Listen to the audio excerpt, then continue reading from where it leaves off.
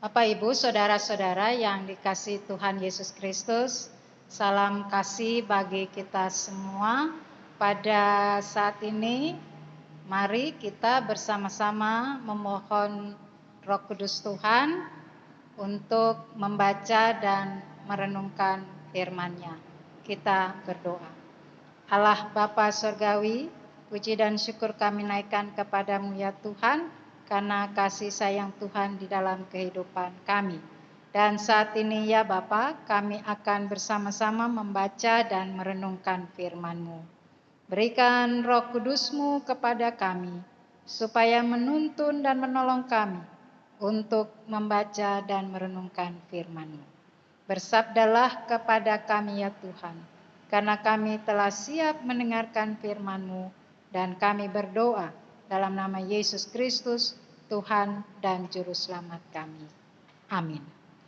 Saat ini kita membaca melalui Kisah Para Rasul, pasalnya yang ke-20, ayat 7 sampai 12. Yang mengatakan, pada hari pertama dalam minggu itu, ketika kami berkumpul untuk memecah-mecahkan roti, Paulus berbicara dengan saudara-saudara di situ karena ia bermaksud untuk berangkat pada keesokan harinya. Pembicaraan itu berlangsung sampai tengah malam.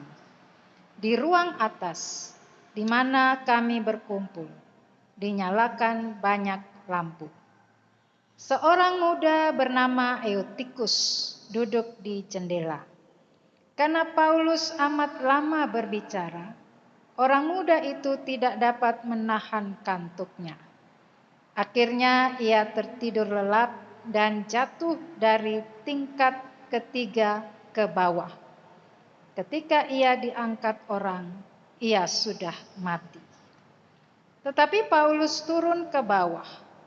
Ia merebahkan diri ke atas orang muda itu, mendekapnya dan berkata, "Jangan ribut, sebab ia masih hidup."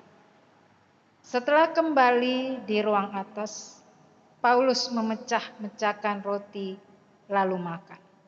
Habis makan, masih lama lagi ia berbicara sampai fajar menyingsing. Kemudian ia berangkat. Sementara itu mereka mengantarkan orang muda itu hidup ke rumahnya, dan mereka semua merasa sangat terhibur. Demikian pembacaan Alkitab.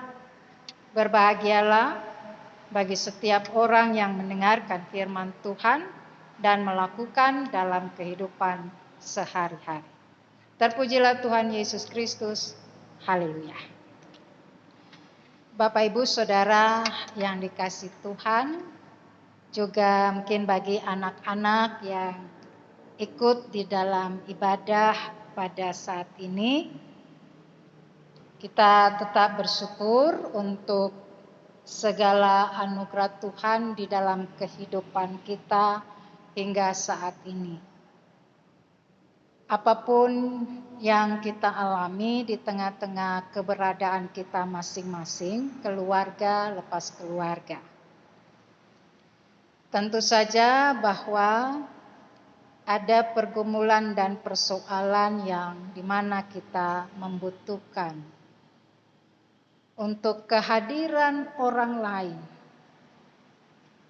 yang memberikan semangat, memberikan pertolongan, dan juga senantiasa mengetahui apa yang menjadi persoalan yang dihadapi. Tentu saja bahwa ini pun juga boleh kita mau menyatakan di tengah-tengah kehidupan kita, bahwa apapun yang kita alami dan kita rasakan di dalam kehidupan keluarga kita masing-masing, kita juga mau untuk hadir apa adanya bagi orang lain.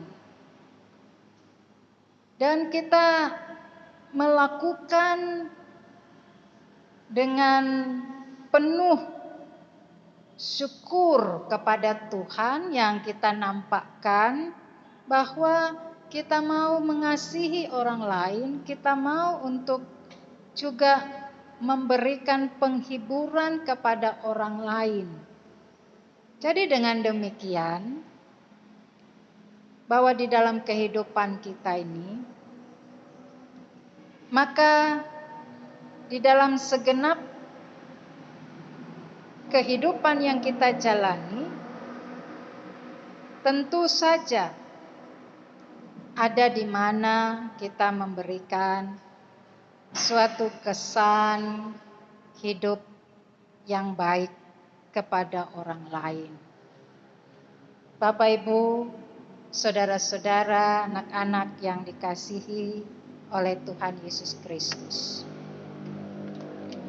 Karena itu, maka kita masih untuk memahami ketika Rasul Paulus berada di Troas, di mana dia pergi ke Troas dan memberitakan firman Tuhan. Di dalam keberadaan Paulus, dia selalu menampilkan pribadi yang senantiasa mau mendidik dan mengajar kepada orang lain. Bahkan dengan keberadaannya, dengan perbuatan-perbuatan yang dilakukannya,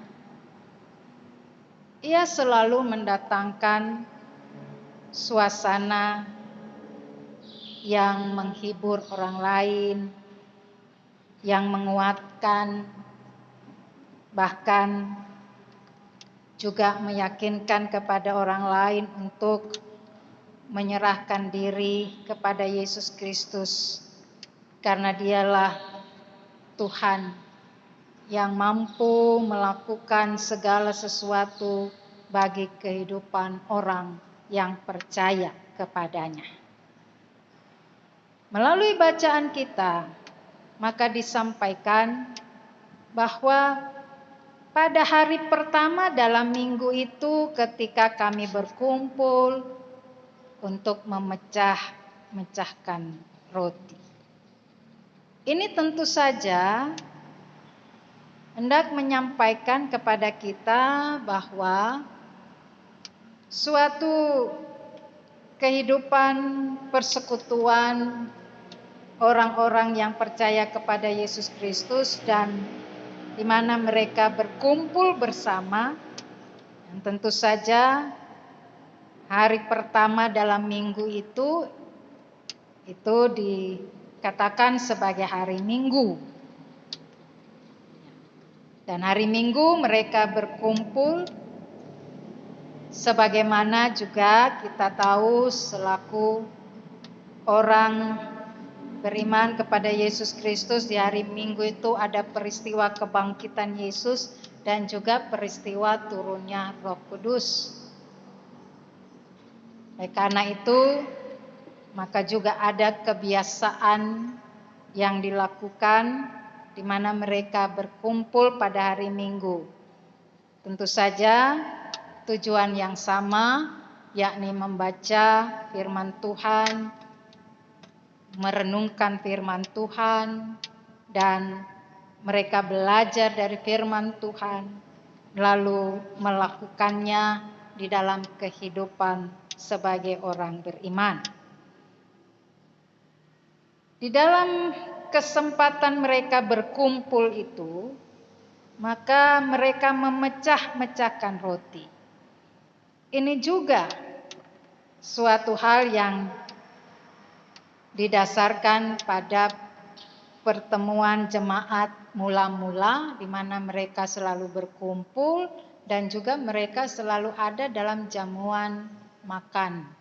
Dan dalam jamuan makan itu mereka di situ bersama-sama makan roti dan juga mereka menikmati kebersamaan mereka di dalam jamuan makan itu.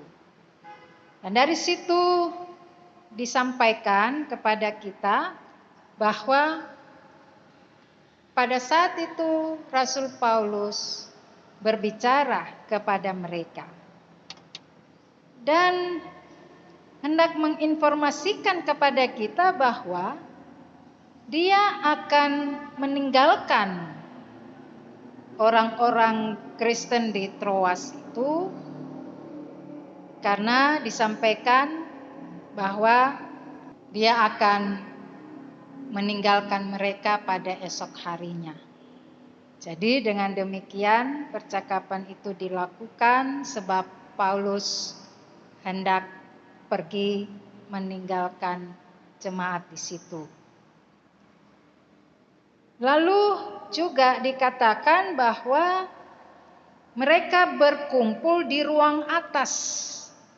Bisa kita mengerti bahwa apakah rumah itu memiliki balkon ataukah memiliki kamar di atas dan mereka berkumpul di situ.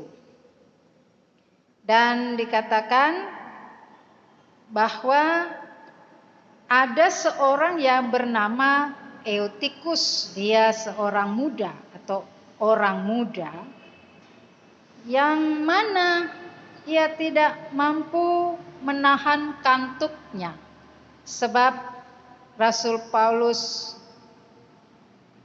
menyampaikan segala perkataannya atau apa yang dibicarakan oleh Rasul Paulus itu tentu saja mengenai firman Tuhan. Juga mengenai bagaimana kehidupan jemaat untuk meneruskan segala karya-karya hidup mereka sebagai umat Tuhan di Troas.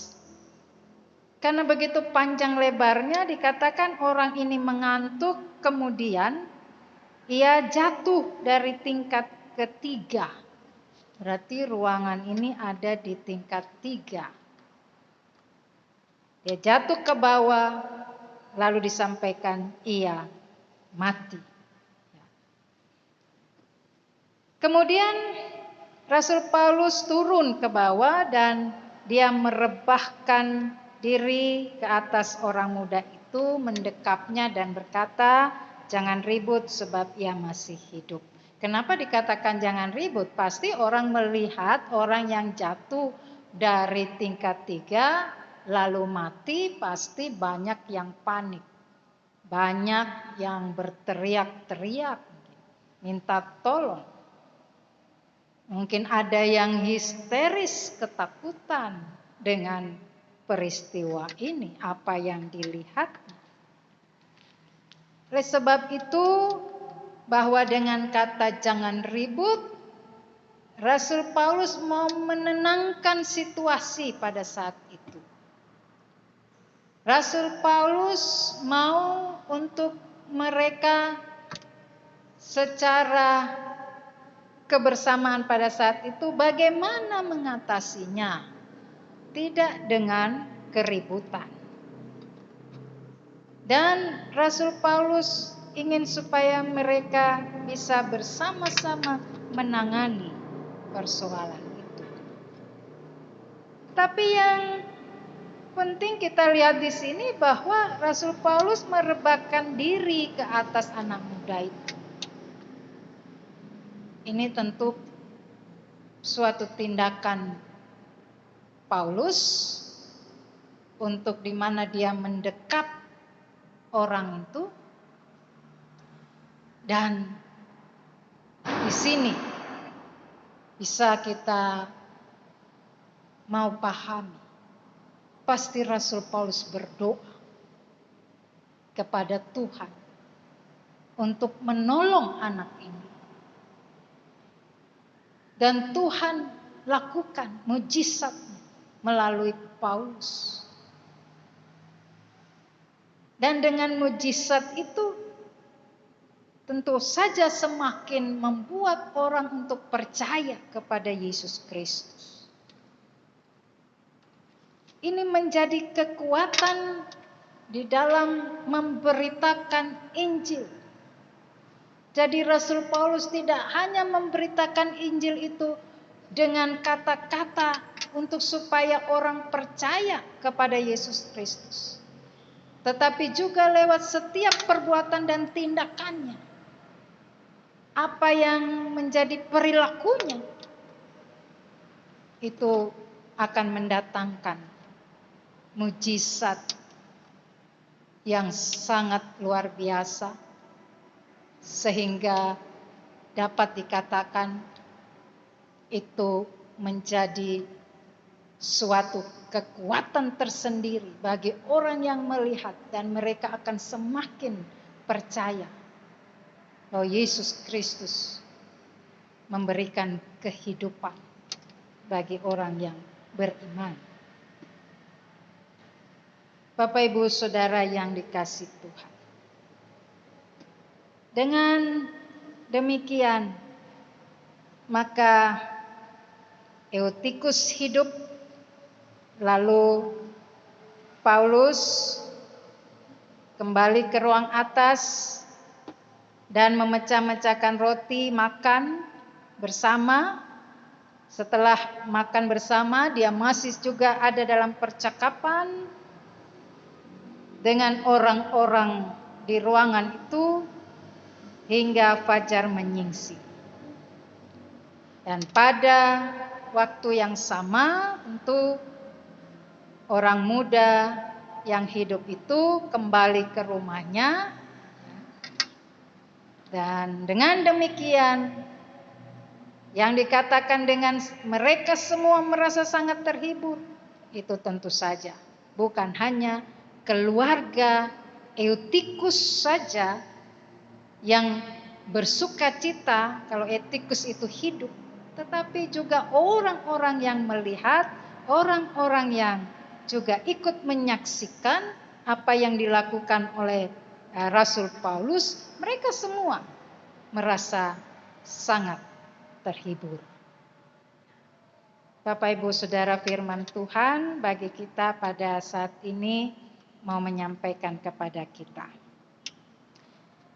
Kalau di dalam kehidupan kita sebagai pelayan, maka tentu juga selalu di mana kehadiran setiap pelayan Tuhan, katakan itu adalah seorang pendeta.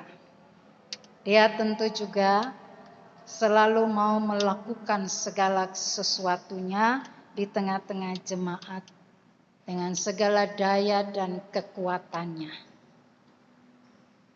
Ia senantiasa pula mengerjakan setiap pelayanannya dengan penuh tanggung jawab. Dan di dalam setiap kehadiran seorang pelayan di tengah-tengah jemaat, pasti ada kesan-kesan yang bisa dirasakan, yang dapat diungkapkan. Dan dengan demikian, bahwa di dalam kehidupan seorang pelayan ini juga selalu termotivasi dengan keberadaan Rasul Paulus ini. Tidak hanya berkobar-kobar untuk menyampaikan firman Tuhan,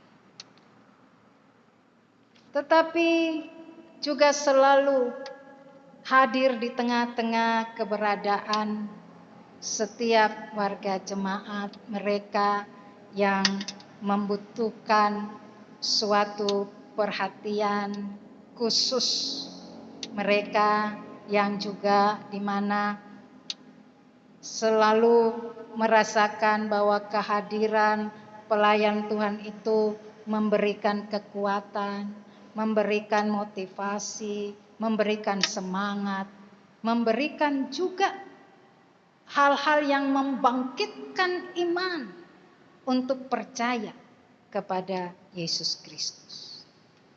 Oleh karena itu, Bapak Ibu Saudara yang dikasihi oleh Tuhan, maka dengan demikian tentunya bahwa setiap warga jemaat pasti memiliki kesan-kesan tersendiri dengan kehadiran setiap pendeta di tengah-tengah jemaat. Tidak itu saja, tetapi juga tentu setiap pelayan-pelayan Tuhan. Yang semua itu ketika melakukan pelayanannya di tengah-tengah jemaat, pasti ada kesan-kesan yang dirasakan oleh orang yang mengalami perjumpaan dengan pelayan itu. Apakah dia itu pengurus Pelkat, apakah dia itu pelayan PAPT, sebagai presbiter, penatua, dan diaken. Atau juga pelayanan itu berkembang, bertumbuh di dalam kehidupan seluruh warga jemaat. Maka dengan demikian, setiap orang mau melakukan apa yang terbaik dan menjadi kesan yang begitu baik bagi orang-orang di sekitarnya. Sebab itu, Bapak Ibu Saudara-saudara yang dikasihi oleh Tuhan Yesus Kristus, dengan demikian bahwa di tengah-tengah kehidupan kita juga sebagai para pelayan Tuhan diutus selalu bersungguh-sungguh mengajar maupun melayani di dalam kebersamaan melaksanakan panggilan dan pengutusan gereja melalui persekutuan, pelayanan, dan kesaksian. Mari dengan situasi dan keadaan saat ini, pelayan-pelayan Tuhan akan semakin menunjukkan giatnya diri dan juga tekunnya untuk melakukan apa yang menjadi tugas panggilannya di tengah-tengah jemaat, dan juga kita semua diajak untuk bersyukur karena kita senantiasa menjadi anak-anak Tuhan, pelayan-pelayan Tuhan yang dihadirkan bagi orang lain untuk melakukan yang terbaik bagi Tuhan kita Yesus Kristus dan bagi sesama kita manusia. Tuhan memberkati kita. Amin.